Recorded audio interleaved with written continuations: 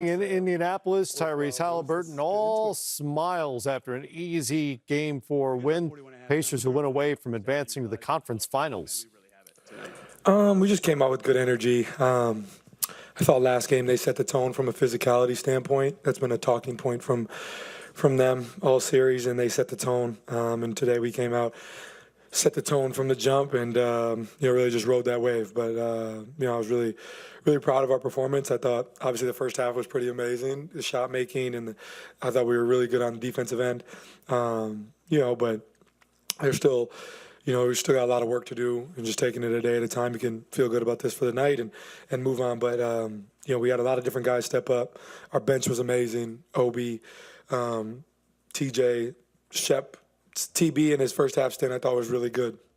So we had a lot of different guys chip in, and that's why you see such a balanced scoring effort from all of us. You guys have 3 20-point losses the last 2 playoffs. You won the ensuing game all 3 times. What is it about you guys, or strategically or mentally, that makes it possible to respond like that? Well, I think first of all, our film sessions are always pretty ugly after a loss, especially when I think over the course of the last 2 or 3 years, you've seen when we are in like a 2-game series with somebody and we lose the first game, we typically come to play that second game. I feel like Coach is a savant when it comes to adjustments and getting the best out of guys, and I think we kind of just follow that lead, and his intensity come playoff time is it's easy to follow. And when we have a game like we had last game, such a letdown, he sets the tone with our energy in practice or film or whatever, and we just kind of follow that lead. So I feel like we're a resilient group. We've been through a lot, and we've been together for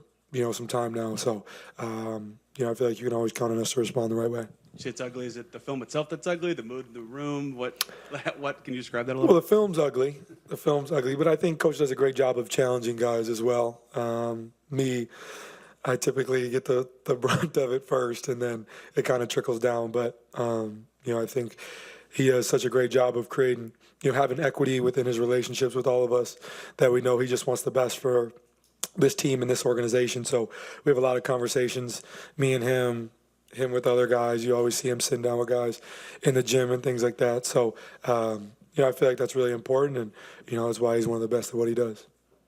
Seemed like out of the gate, you guys looked to Pascal and Obi to kind of attack the back line of that 3-2. Just how did you guys kind of see that as an opportunity, and what made them, how important was that? How good were those guys at just taking advantage of those, just getting smaller guys that could post up and score on? Yeah, I think those guys just setting the tone, really sealing, especially Pete to start the game. Really got going. And then when Obi checked in, he did a great job of when he was setting screens, sealing the smaller guy and just finishing over the top. So I thought those guys were really good at setting the tone. I feel like last game we weren't in the paint as much.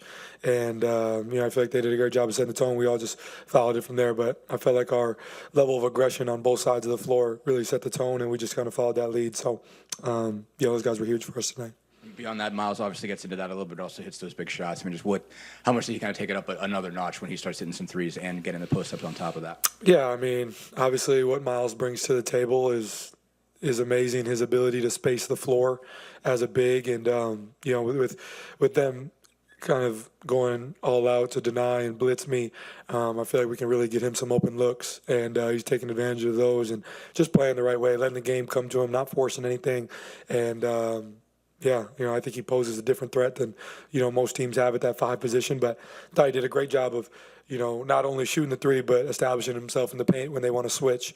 And, I thought he was really good. Tyrese, hey, Rick was in here saying that playoff series get personal and get chippy and all that. Can you talk about what happened in the first half when you hit a technical free throw and then you hit a 3 and the bench was giving it to you, I guess, or you're giving it back? Like, what's going on? What's going on there? Well, Tristan Thompson, as many of you know, is like my big brother. We got traded here together. We're really close. We talk very often. And we haven't really said many words to each other all series. And last game, he was letting me hear it on the bench. So it was really just like little bro, big bro banter between me and TT. But that's family, and that's all it's all part of the fun.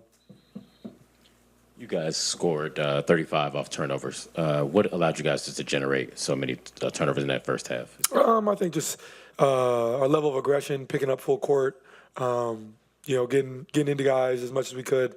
I feel like, that set the tone. Them turning the ball and rebounding. I think those were the big things. They've been out rebounding us, killing us on the glass, every game this series, and that's allowed them to, if they do get the rebound, get more shots and more opportunities to rebound again. But if they don't get the rebound, they're getting hits on us, and then Strus is on full court after he crashes, face guard and all that stuff. So I thought we did a good job of rebounding off the jump, and then that allowed us to play in transition more, where we feel like, we're one of the best teams in the world at doing that. So, when we can, get a couple buckets where we get out and run, I feel like the momentum really starts to go our way, and especially when this crowd gets behind us, we're tough to beat. So I thought we did a good job of, getting stops, holding them to one shot. If we were forcing a turnover, if we were rebounding, getting out and running, and just playing pacer basketball.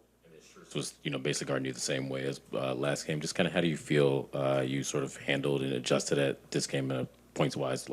11 still below your scoring average, but just how did you feel you impacted the flow of the game tonight compared to the last game? Yeah, I thought I did a better job of moving without the ball. I feel like I've caught myself standing too high, like a half court, and then I'm really doing nothing at that point. But if I can get lower, become more of a screener, I got a bunch of off-ball foul calls because he's grabbing me with two hands the whole time. So I did a better job there, but still room for me to improve. Keep watching the film, see where I can get better. But I thought I did a good job of not allowing him to take me out, and I thought my teammates did a great job of screening for me, getting me open, and telling me to screen for them as well, because if they're going to guard me that way and try to make it play 4-on-4, and he's not going to leave me, if I screen, I can get other guys open. So it's all a game within the game. Tyrese, what have you learned about just stardom? I know you had a piece with Jared recently talking about everything you've been through just mentally and stuff like that. Criticism gets loud after game 3, the performance, not talking. So how have you kind of navigated what it means to be a star? It's just basketball, bro. I get paid a lot of money to play a child's game. So I love what I do. I love my job. I don't even really look at it as a job. I have a lot of fun with what I do. And, I think there's, always commentary behind what I do, positive or negative, and it's hilarious because a lot of times it's people who know nothing about me have so much to say. It's usually the people who, don't come around or don't spend any time around me that have the most to say. But that's all part of it. I'm a basketball player. I love what I do.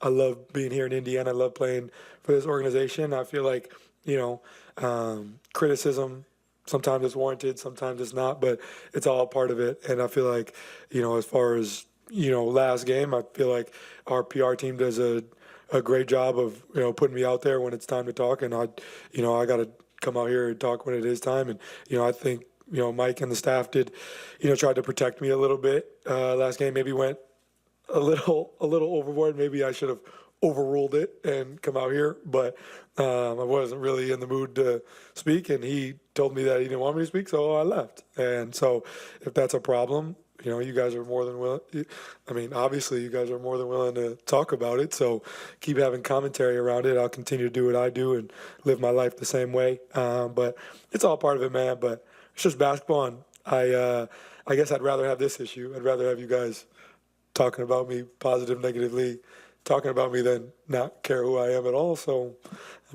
life's good. Did you think it was a mistake at all? Going back on it, maybe I should have spoke. Yeah, sure, probably. Yeah, I probably should have spoke, but I'm a human being. So, not everybody here is perfect all the time. And, I answered all your questions the next day. I'm here again today. Any questions you guys have? For most of you guys that are here who come to every game, I am on this podium after every game. So the one game that I'm not, I know that, somebody had to put out an article about me not showing up when, they only show up for negative things that happen with our team. So, it's all part of it. I didn't know you were going to lose that game. That's what you're getting at. If I won that game, I would have written about that too. Yeah, I'm sure. Yeah, Dustin writes about it all the time, but I'm sure you would have. All right, thank you guys. Yeah, appreciate it.